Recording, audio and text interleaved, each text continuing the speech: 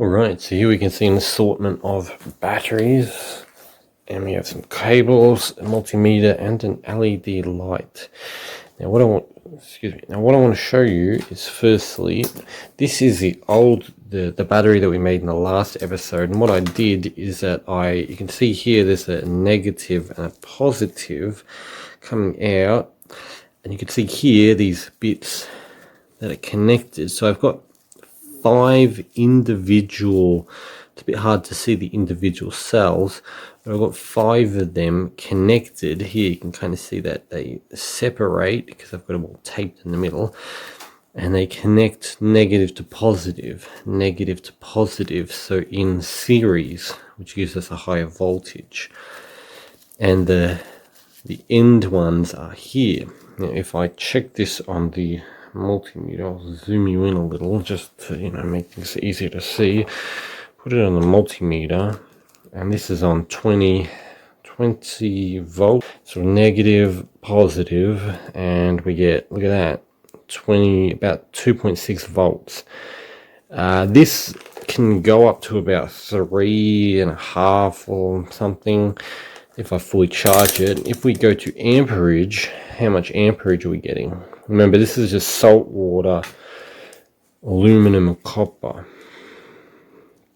We just got up to 200, but it drops because you have to let it drop. So actually a decent chunk of amperage. Now, if it goes beyond that to 20, this meter seems to have a hard time measuring. As you can see, I'm not getting anything unless it's at least about I think 500 milliamps or something. Otherwise I just can't get anything, even though it goes, if I turn it back to 200, see that one, that means it's more than 200 milliamps, which is actually decent. So if I connect it to a battery, what we get is, an LED, we're getting nothing. I think that's an issue with the amperage. Oh wait, no, we're getting a tiny, you can see that, turn it on, off, on, off, on, off. It's very dull, which I think is an issue with, firstly, voltage and amperage. It doesn't have enough voltage, but it mostly doesn't have enough amperage.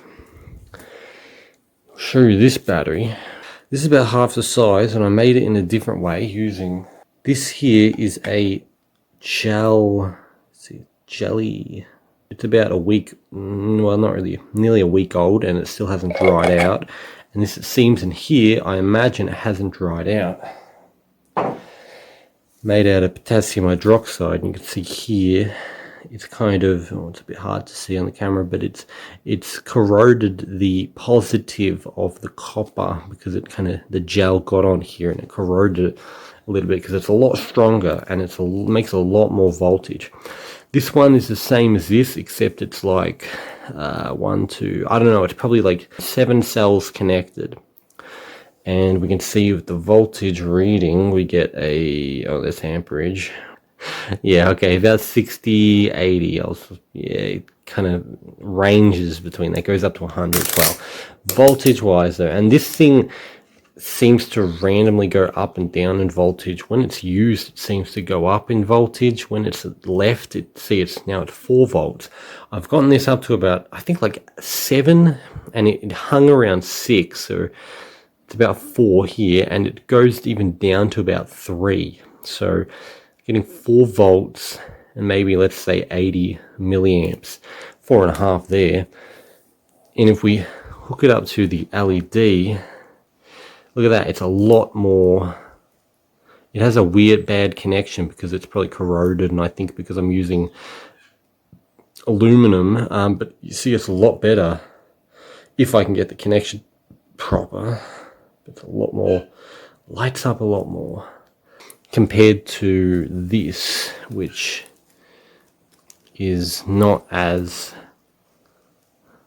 the connection's a little better, but it's not quite as not quite as bright. Now compared to this battery, look how bright this is. Yeah, Look, see that? That's bright, which is what we want. This is what it's meant to be. Now, why is this battery? Why does it go like that on this one, and then it goes like that on this one? And why does it go like this on this one? Like, compare that light to that, right? Big difference. I'll show you. Voltage wise, connect this to the multimeter, we're getting about a stable 307. So about 3.1 volts. Amperage wise, we are getting, this is short circuited, but amperage wise we're getting about 5.5, still falling. That's why this one lights this up more, even though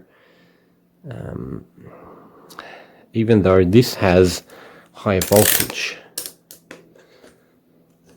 It has okay, that voltage just dropped. Yeah, that's why I wasn't lighting it up. But now it's kind of, that's weird. Maybe there's a disconnection problem, or maybe I used up all the juice. This battery was, last time it was basically dead, 0.7 volts.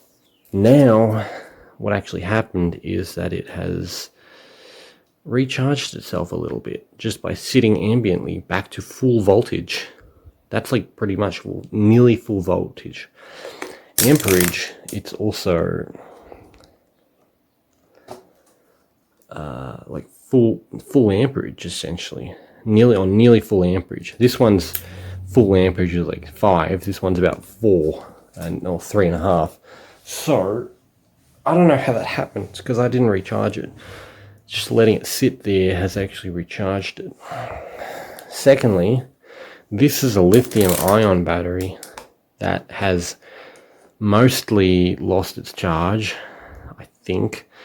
And if we want to look at that, the voltage, it dropped voltage. It was at about 3.7, but now it's about 2.3, okay. And the amperage, for example, 0.5, 0.6. So that's a battery that needs to be charged, this lithium ion. That's kind of to understand what is happening is that basically you lose voltage, but also you lose amperage, which is what makes this different. This makes, you probably can't get a spark off this.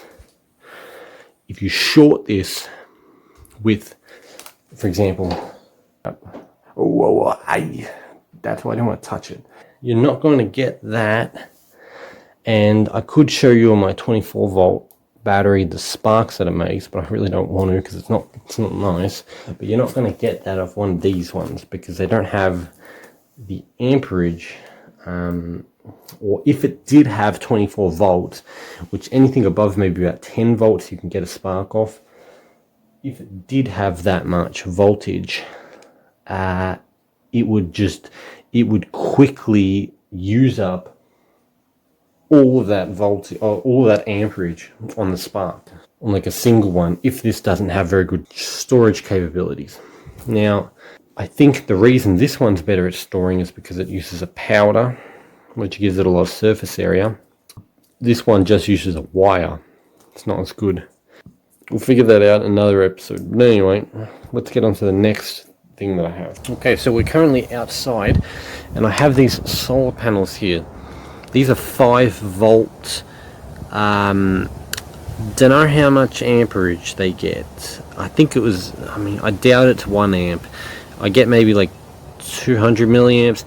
Anyway, you can see the bottom is just like a fiberglass or whatever circuit board. The top has resin. It's like resined here, and you can see these things. I think they're like strips of some kind of plastic diode paper, or it's not really paper but polymer diode or something, and they connect to the top here, which is covered, and then it covers the the negative electrode, positive electrode, which I've got soldered to wires.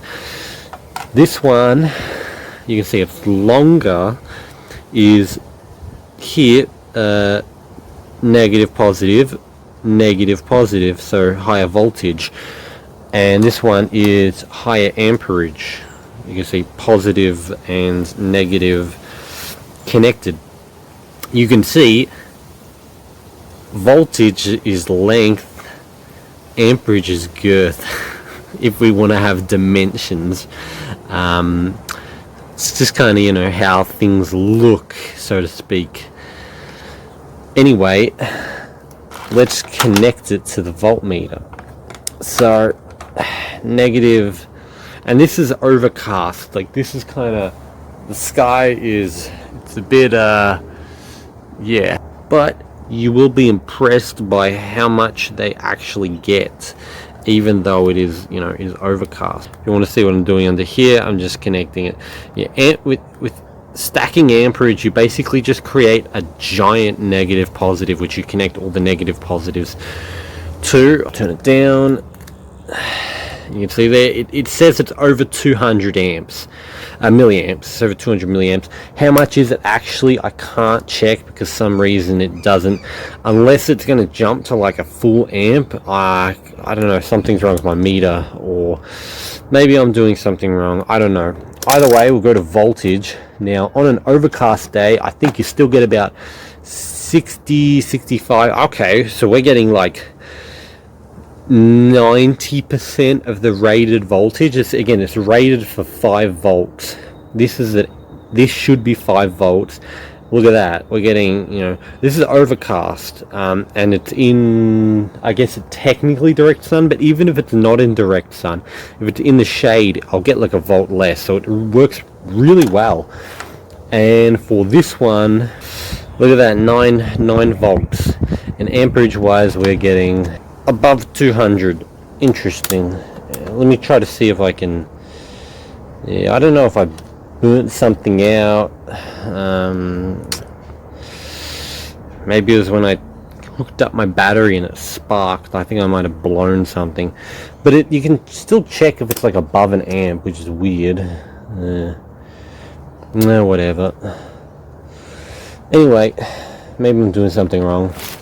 Going on, and then we have a regular panel, which amperage wise here we get like, oh, you know, yeah, we're getting again above 200 milliamps, and voltage we're getting nearly 4.3 and a half volts. Right now, if we connect the panel to the LED, for example, we're getting nothing, and then we flip it.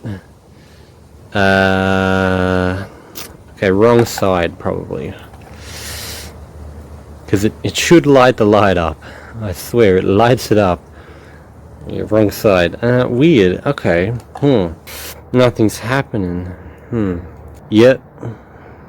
It's just absolutely pitiful. Not sure why. Maybe there's too much voltage and it's causing an issue. Usually it would work a little better. Let's check it with the higher amperage one. Yeah, it's a little better on the high amperage one. There we go. See that? Look at that. That's much better. Put it in the sun, and the high amperage one, you get way better lighting. See? Look, very nice. Very nice. Still, you want to connect these to a battery. That's realistically what, you know, is a lot smarter, because otherwise you're getting a bad connection. Yeah, so you don't just hook a solar panel straight to a thing that you need power.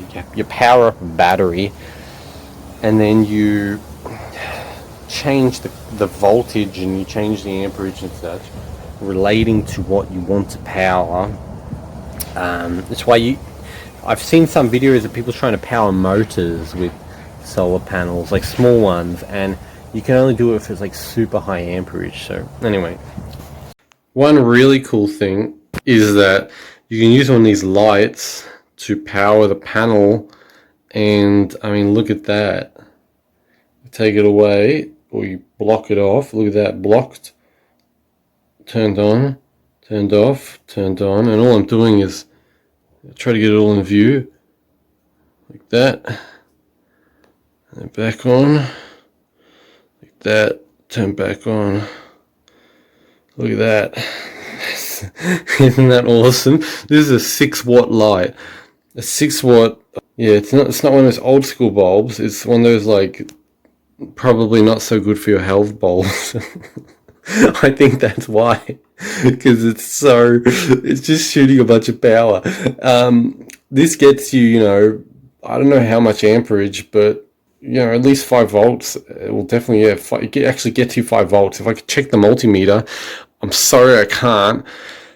It did get me 5 volts. Like it does, it acts as if the panel is in full sun, as in voltage and amperage wise. And you have to get it close, like this close, as you can see, but it legit works. And it probably only works for small panels, and you know, it's gonna be hard to get though even if I get it around here, I still get like 2 volts at night, even if it's just kind of dangling around here.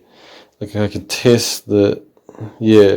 So, you know, I can just be sitting on the computer and like powering things passively, getting like 60 amps to 3 volts just from having a light running, even if it's like at the desk.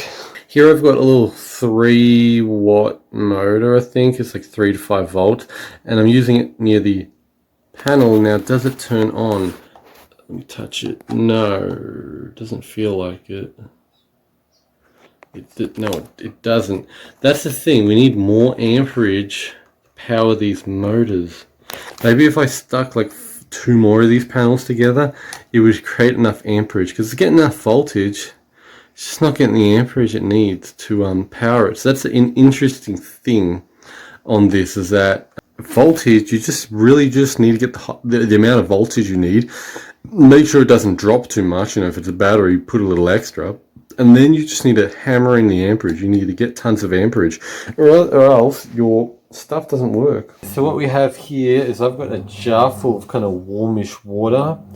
I've also got some potassium hydroxide. Now you can use sodium hydroxide. You can use regular table salt, or, well, you know, sea salt, of course. Don't get table salt. Not good for you. We have some xanthan gum. Here we have xanthan gum, which, if you look at it, it is like a white powder. You want to be very careful with it. Do not breathe it in. Do not get it anywhere, because the tiniest amount will thicken anything, including your lungs. Of course, not going to kill you probably, but it's not going to be, you know, even if you breathe in a little bit, it's really not so pretty. Now, also with potassium hydroxide, or sodium hydroxide, or potassium hydroxide, if you're using it, make sure to close the lid properly, or you will get, I don't know if that's an effect from it, but basically it'll evaporate, which is not good. So we need just a pretty small amount, actually. That's probably enough for, what's that, like 50 mils of water. So put a tiny amount of that, just to make it, you know, alkaline, and dissolve it like so. We're going to go wash this, dry this off. Now we take our xanthan gum, and you want a tiny amount of this. Tiny, tiny, tiny amount. Look at that. See that? That's probably too much. Put that in. Quickly close the lid. Now what we do is we mix it, and you're just going to have to keep mixing it for like, excuse the sound, for about like a minute or 2. It'll thicken up more and more. What you can also do is, you can kind of see it clumping in there. You can get a one of these, a fork. Show the camera a fork, and whisk it, or you can use an electric mixer. And this is old. This xanthan gum is old, so that's why we're getting these bits of clumps. But you just keep whisking it. Alright, since I'm not getting the thickness that I want, I'm going to add a little bit more, so a little bit more xanthan gum, that is. So, see there, it's right in there. And we're going to whisk it. Alright, so I've got jar number 2, I've got the strainer, and I've got this here. Now this is a bit of an intricate process. Because it's a jelly, what we need to do is we need to put some on top. And yeah, well, okay, it's actually straining. Interesting. Usually what you would have to do, if I can get rid of the okay, there's no, you kind of have to go like this. You have to tap it, tap, or you have to get like a spoon or a fork, and you gotta, yeah, see how that's working? Yeah, look at that. And then you get this jelly on top, and you want to get as much of that as you can, but you know, you just keep re-adding. And then we just kind of whisk a little bit. This can actually be a way to mix in these kind of white parts. Maybe if you bought new xanthan gum, it wouldn't do this. Now you can use any kind of like lubricant. I think you can probably use glycerin, just anything that makes a gel and works, and you can add either an alkali or a salt to. Right, there we go. See, that's pretty like jelly-ish, right? Jelly. You kind of see down there, it's pretty jelly-ish, right? That's basically what we want. Any way you can get a gel like that, that can take your electrolyte, is what we want, because gels do not dry up as quick as water does. Alright, so let's make the basic shape. Do you feel me getting behind you? Is that nice? I'm not an anime girl, but you know, I'll teach you how to make batteries, I guess. What you want, what I've got here is, see, this is where it'll touch the paper, the electrolyte, so you want it kind of out, and this is the positive. Basically, this is your cathode, your copper cathode. Now, if I can get something that has a bigger surface area, that is better. Just say maybe you can bind a bunch of these, that'd be better. We also have a piece of, a bit bigger than a coin, I guess, but a bit smaller than your palm, maybe. Piece of copper, excuse me, aluminium foil, and this is just a piece of tissue paper that has been folded in half and ripped. So I got like 2 of them out of it, you know. Basically what we do is we take our piece of foil here, put our piece of tissue paper on top, and then we get paintbrush, dip it into the electrolyte. Oh shit, got it everywhere. Okay, and then we brush. And if you get it really thick, that's actually better. This isn't as thick as I would like it. And of course, you got to be careful how much you put. You don't want to super saturate it, or else it's a bit gets a bit difficult to work with later on. And then we take our piece of copper, and hopefully if you've kept some of the insulation on, that means it won't short. See up here if it touches, otherwise you're just going to have to use more of the tissue and, you know, make sure it doesn't short. You fold it in half, and then we just go like so. We just fold, and look at that. That's a micro battery. And what I usually do, I squish out all of the paste jelly, and I'll get a piece of tissue paper, wipe my hand. It is slightly alkaline, but it's not going to kill you. And then from the top, we squish out all of the jelly as well. That makes it so that that later on it's not going to, you know, have an issue. What we can also do at the bottom, because it's got paper, is we can kind of fold it up like, you can fold it up like so, like that. And then what you can do also, either you can use plastic wrap or electrical tape. What you can do is get your electrical tape like so.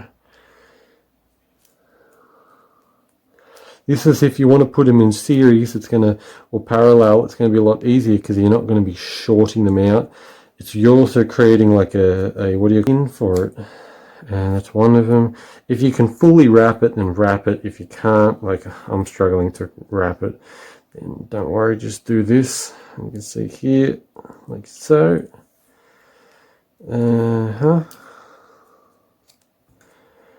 And what we have is our positive and our negative. Now it's not completely watertight, airtight. It could leak, problems could happen, but look, it's good enough for now.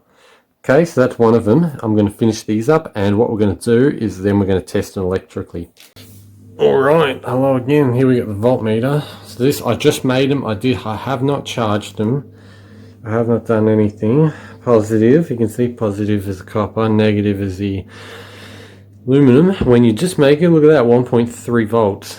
Next one, and look at how tiny this thing is, 1.3. So these are basically, you know, you'd say like a 1.5 volt, like a AA or like a AAA, because they're tiny. Yeah, about the size of, I don't know, it's my finger. So right, 1.3 volts, and the voltage of these will drop and rise, and I don't know, it seems to be kind of particular. Who knows, maybe it's, I don't know if it's the electrolytes drawing up. Amperage, we're currently getting over 200 amps. Wow, that's interesting. And over 200 amps, but it's probably under, like, I don't know, 300, at least under 500. Now if we have one of these battery, this is a 3 volt 20 amp milliamp. I meant milliamps, by the way, when I said amperage. I meant milliamps. So I hope you understand that. If I just hook it up, for example, to this, we get nothing. Let's put these in, put 2 of them in series. Nothing seemingly as well. Put 3 of them in series, and we get a light. And I haven't charged these. There you go. Look at that. And that's not too bad. If I turn the light off here, it's not night time yet. It's like late evening. But look at that. That's not too bad, is it? So that's just some. That's because it's potassium hydroxide. Yes, or sodium hydroxide, or any hydroxide works well because it's very strong. It's very caustic, so it gives you a lot more electricity.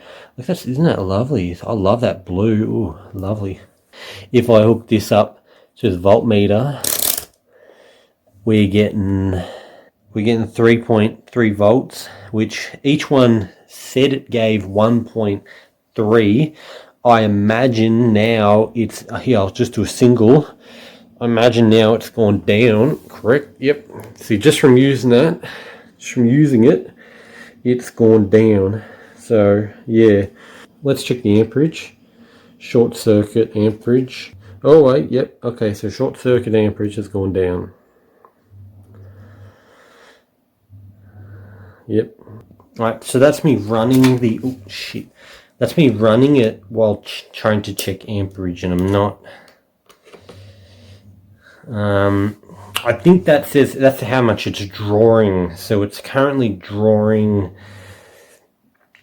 2.8 milliamps. Is that correct?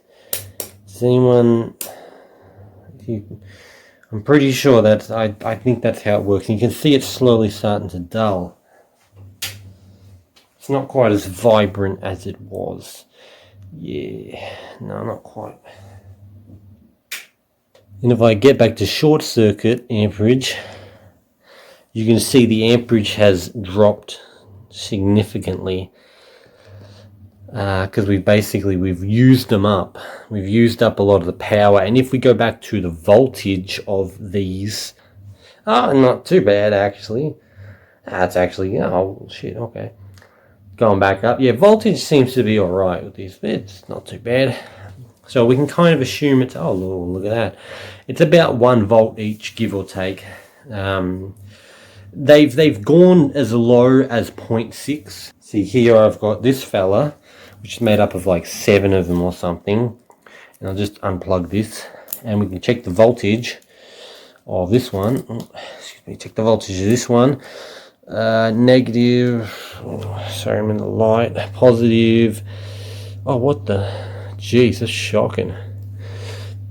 You can see I'm getting half a volt off this. That's so bad. But if I use it, it'll like jump up again, I think. I don't know, maybe I gotta charge it. What I want is to get some powders and try to make a powder battery, because that's got huge surface area. Or I'm gonna have to figure out how to get the cathode, which is a positive. Cathodes, you know, they're made out of like magnesium, zinc, just think all of those kinds of metals. I'm gonna have to figure out how to get that really flat, like a strip. You can get magnesium and zinc strips and all that, and zinc powder, and to up the amperage, because the voltage is fine. I mean, this just died out because it's, you know, but I can get it back up probably if I charge it. Little fun project you can make yourself.